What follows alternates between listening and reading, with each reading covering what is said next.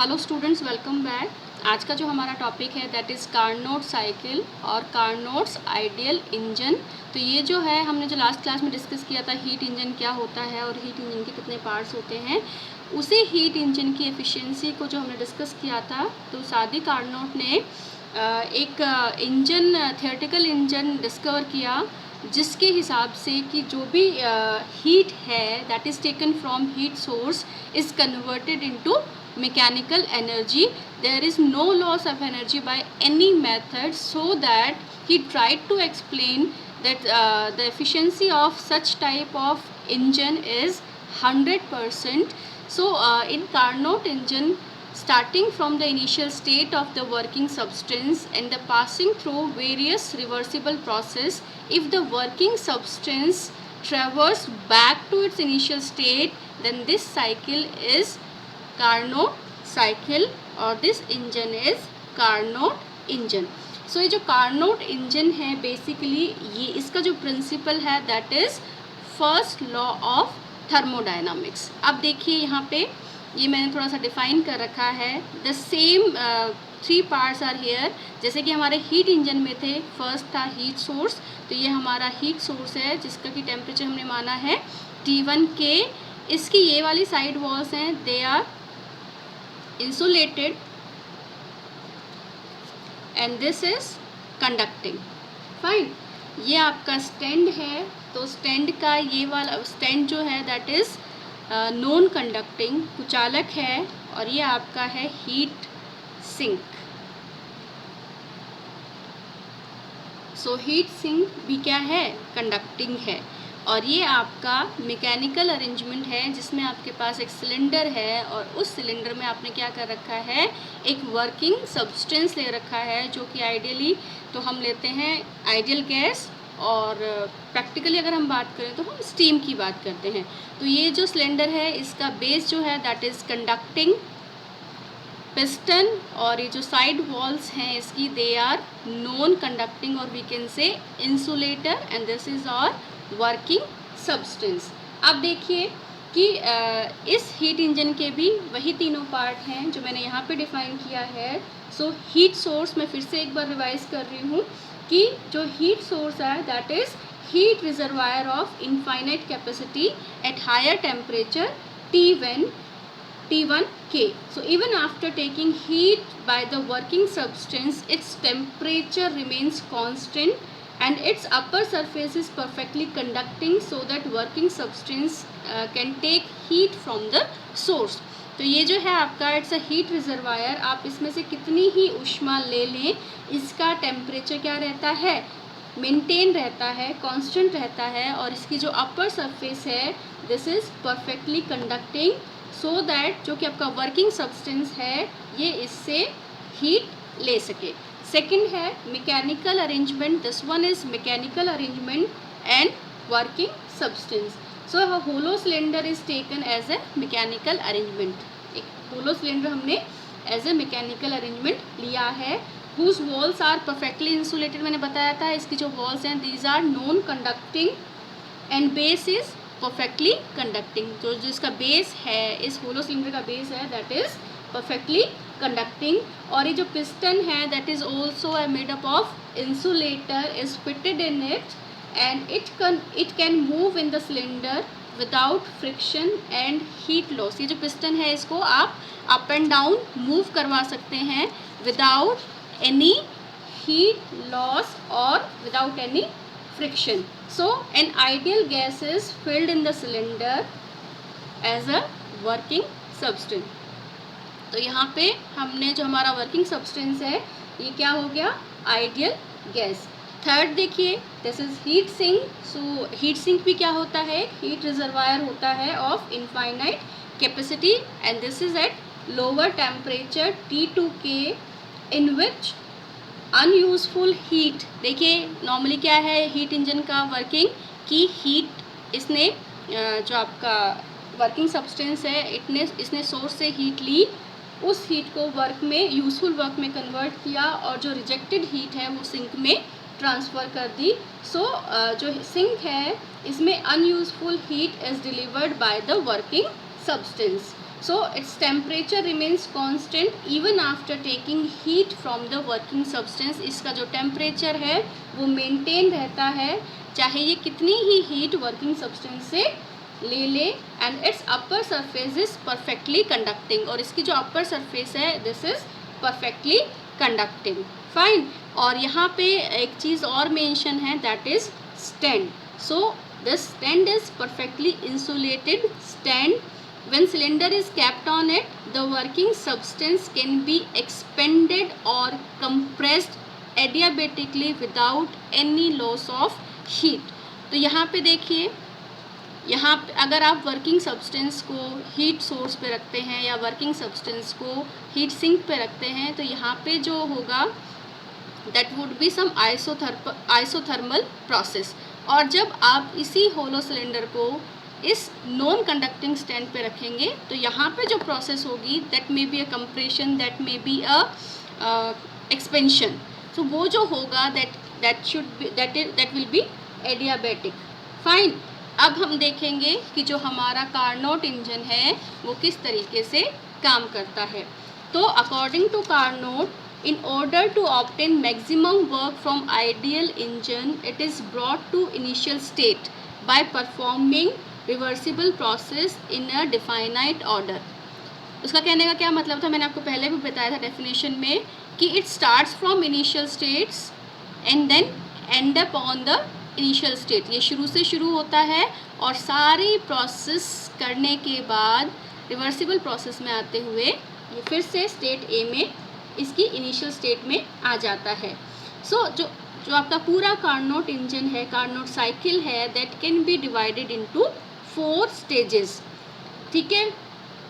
सो यहाँ पे मैंने आपको डायग्राम बताया है. This graph is basically between pressure and volume. ठीक है. सो ये जो डायग्राम है, this diagram shows changes in pressure and volume of the ideal gas in different stages. जो मैं कार्नोट इंजन की 4 स्टेजेस की बात कर रही हूँ तो उन 4 स्टेजेस में जो आपका वॉल्यूम है या प्रेशर है आइडियल गैस का वो किस तरीके से चेंज होता है वो यहाँ पे इस चीज़ को हम इस ग्राफ से देख सकते हैं. तो पहली जो प्रोसेस है देखिए, that process is isothermal process. कौन सी प्रोसेस है? आइसोथर्मल. और आइसोथर्मल प्रोसेस की बजाय मैं डायरेक्ट लिखती हूँ आइसोथर्मल एक्सपेंशन. अब देखिए ये कैसे होगा कि जो आपका सिलेंडर है that is placed on the heat source. ठीक है. So that the temperature of gas becomes equal to temperature T1. जो भी आपकी गैस है उसका टेम्परेचर क्या हो जाएगा? Equal to the temperature of the heat source. So let the pressure and volume of ideal gas in this stage is PA and VA respectively. So this is called the initial stage of the working substance. यहाँ पे A पे हमने मान लिया और इस case में जब हमने वर्किंग सब्सटेंस को हीट सोर्स पे रखा है और वर्किंग सब्सटेंस का टेम्परेचर हीट सोर्स के टेम्परेचर के इक्वल हो गया है तो इस स्टेज को हमने क्या डिफाइन किया? Stage A. ठीक है. अब देखिए जो आपका प्रेशर है, गैस का प्रेशर है, the pressure is now decrease slowly by allowing to piston to move upwards. अब आपने क्या किया? पिस्टन को धीरे धीरे ऊपर की तरफ खींचना शुरू किया. सो इस केस में क्या होगा? जो आइडियल गैस है उसका एक्सपेंशन होगा और टेम्परेचर में क्या होगा? टेम्परेचर यहाँ पे कांस्टेंट रहेगा क्योंकि जो आपका वर्किंग सब्सटेंस है वो सराउंडिंग से क्या ले लेगा? हीट ले लेगा. ठीक है. So the volume increases and the pressure decreases and the system reaches to state A to state B. So in this state the temperature is constant because जो भी डिक्रीज हुआ टेम्परेचर में वर्किंग सब्सटेंस ने क्या किया? Surrounding से heat को ले लिया. ठीक है. And that gas expanded. So this is known as isothermal expansion. ये वाला मैंने जब आपको रिवर्सिबल प्रोसेस पढ़ाई थी तब भी बताया था कि आइसोथर्मल प्रोसेस क्या होती है और एडियाबैटिक प्रोसेस क्या होती है. तो यहाँ पे जो गैस का एक्सपेंशन था वो कैसा था? Isothermal expansion. अब देखिए सपोज कि जो वर्क डन हुआ इस प्रोसेस में ए से बी तक जाने में जो वर्क डन है वो अगर मैं डिफाइन करूं एज W1 तो मैं लिखूंगी W1 is equal to VA to VB। So VA to VB PdV, this is the definition of work done. So जो आइडियल गैस आपका वर्किंग सब्सटेंस है उसकी इक्वेशन से मैं देखूं तो PV is equal to nRT। So एक mole के लिए मैं लिख सकती हूँ n इज इक्वल टू 1 और n इज इक्वल टू 1 होते मेरे पास क्या आ जाएगा PV is equal to RT और P is equal to R2 upon V। अब क्योंकि इस सिचुएशन में जो इनिशियल स्टेज है उस पर टेम्परेचर कितना था हमारा T1, T is equal to T1। अब देखिए मैंने क्या लिखा P is equal to R, P is equal to R T1 upon V. So W1 I can write as VA upon VB R T1 upon V dV और जब मैं इसको integrate करती हूँ इन लिमिट्स में तो मेरे पास आ जाएगा RT1 log VB minus log of VA. So I can write W1 is equal to RT1 log VB upon VA and this is my equation 1। तो ये मेरा आ गया फर्स्ट जो आपका इनिशियल स्टेज था कार्नोट इंजन का आइसोथर्मल एक्सपेंशन, उसमें working substance के द्वारा किया गया वर्क कितना आ रहा है W1 is equal to RT1 log VB upon VA। तो ये हमारी क्या हो गई कार्नोट इंजन की फर्स्ट स्टेज। अब देखिए हमारा जो कर्व है इस आइसोथर्मल एक्सपेंशन के बाद कहाँ हम पहुँच गए पॉइंट बी पर, ठीक है। सो पॉइंट बी पर what is the pressure PB and what is the volume VB and this process is isothermal expansion और अगर मैं इसको बोलूँ तो समतापी प्रसार। अब देखिए दूसरी जो स्टेज है उसको हम बोलेंगे एडियाबैटिक एक्सपेंशन, जिसको मैंने यहाँ पे लिखा है रुद्धोष्म प्रसार। अब देखिए now put the cylinder on the stand and decrease the pressure slowly, then volume will increase and the temperature will decrease. Volume तो क्या होगा इंक्रीज होगा और टेम्परेचर है वो डिक्रीज होगा, पर अब क्योंकि सिलेंडर अब किस पे रखा गया है इंसुलेटेड स्टैंड पे, so in this process there is no transfer of heat with the surroundings, ठीक है। इस वाले केस में जब अपने होलो सिलेंडर को या जो आपका वर्किंग सब्सटेंस है उसको इंसुलेटेड स्टैंड पे रखा है तो यहाँ पे क्या है हीट का कोई भी ट्रांसफ़र गिव एंड टेक नहीं है from the surroundings and in this process the gas expanded, so this is known as adiabatic expansion, ठीक है। क्योंकि यहाँ पे सराउंडिंग से हीट का कोई भी ट्रांसफ़र नहीं हो रहा है, मतलब ना तो हीट ली जा रही है सराउंडिंग को ना हीट दी जा रही है। सपोज करिए इस प्रोसेस में जो वर्क डन है उसको मैंने डिफाइन किया किससे W2 से। अब देखिए ये क्योंकि सेकेंड स्टेज है तो अब जो वर्क डन होगा वो कैसे होगा integration from VB to VC PdV। अब देखिए from adiabatic equation we know PV to the power gamma is a constant, तो जो गामा है मेरा यहाँ पे क्या है ratio of specific heats Cp upon Cv। So P I can write as constant upon V to the power gamma और constant को मैंने क्या लिख लिया यहाँ पे K, so K upon V to the power gamma. अब देखिए so W2 I can write as VB upon VC K upon V to the power gamma dV।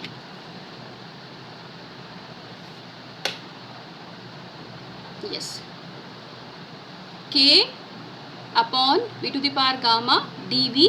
So W2 जो है I can write K VB to VC V to the power minus gamma dV। So K is equal to V minus gamma plus 1 upon minus gamma plus 1 integration limit from VB to VC। So W2 I can write again K 1 minus gamma, rewrite this equation and we have VC 1 minus gamma minus VB 1 minus gamma, ठीक है। सो W2 I can write as 1/1 minus gamma this K मैंने अंदर लिख लिया K VC 1 minus gamma minus K VB 1 minus gamma. अब देखिए from the adiabatic equation we have PV gamma is equal to K. तो इस एक्सप्रेशन को use करके अगर मैं लिखूँ PB VB gamma PB VB to the power gamma is equal to K and PC VC to the power gamma is equal to K. अब देखिए मेरे पास यहाँ पे एक इक्वेशन है K. सो मैं यहाँ पे K की वैल्यू जो है यहाँ लिख देती हूँ. VB वाले में VB वाला पार्ट दिस वन और VC वाले में VC वाला पार्ट. ठीक है. अब देखिए मेरे पास क्या आ जाएगा W2 is equal to 1 minus gamma this one. अब मैंने क्या किया K की वैल्यू रखी in terms of PC VC to the power gamma. So मैंने लिखा PC VC to the power gamma VC 1 minus gamma minus PB VB to the power gamma VB 1 minus gamma. So W2 देखिए gamma से gamma cancel हो गया. So this is VC. So 1/1 minus gamma PC VC minus PB VB. ठीक है. अब देखिए from the ideal gas equation I can write PV is equal to RT जहाँ पे मैंने N क्या ले लिया 1 मोल. तो यहाँ से देखिए मैं लिख सकती हूँ PB VB is equal to RT1 and PC VC is equal to RT2. तो जो आपका W2 है देखिए PC VC you can write RT2 PB VB you can write as RT1. So this is W2 is equal to 1/1 minus gamma RT2 minus RT1. So you can write omega नहीं W2 is equal to R/1 minus gamma T2 minus T1. ठीक है. So यहाँ से this is the value of work done which is done in second stage of the Carnot engine and that was an adiabatic expansion या मैं बोलूँ रुद्धोष्म प्रसार.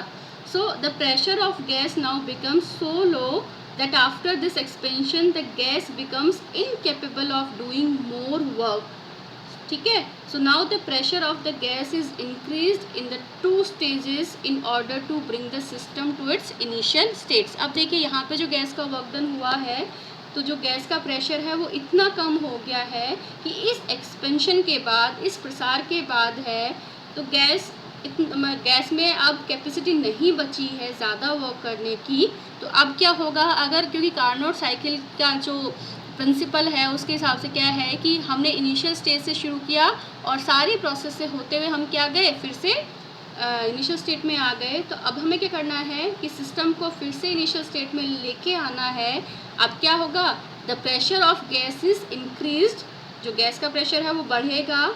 जो बाकी की दो प्रोसेस हैं C और D पॉइंट पे जो प्रोसेस होंगी उन प्रोसेस में गैस का प्रेशर है वो बढ़ेगा so that we can bring the system into its initial state according to the Carnot cycle. तो यहाँ पे देखिए अभी दोनों प्रोसेस थी स्टेज 1 और स्टेज 2 जो था स्टेट 1 में आपका क्या था दैट वाज आइसोथर्मल एक्सपेंशन और स्टेज 2 जो था दैट इज़ एडियाबैटिक एक्सपेंशन. अब नेक्स्ट दो प्रोसेस जो हैं वो एक तो होगा आपका आइसोथर्मल कंप्रेशन और चौथी स्टेज जो होगी वो होगी एडियाबैटिक कंप्रेशन. वो हम नेक्स्ट क्लास में डिस्कस करेंगे. तब तक आप इसे देखिए. मिलते हैं नेक्स्ट क्लास में. Thank you.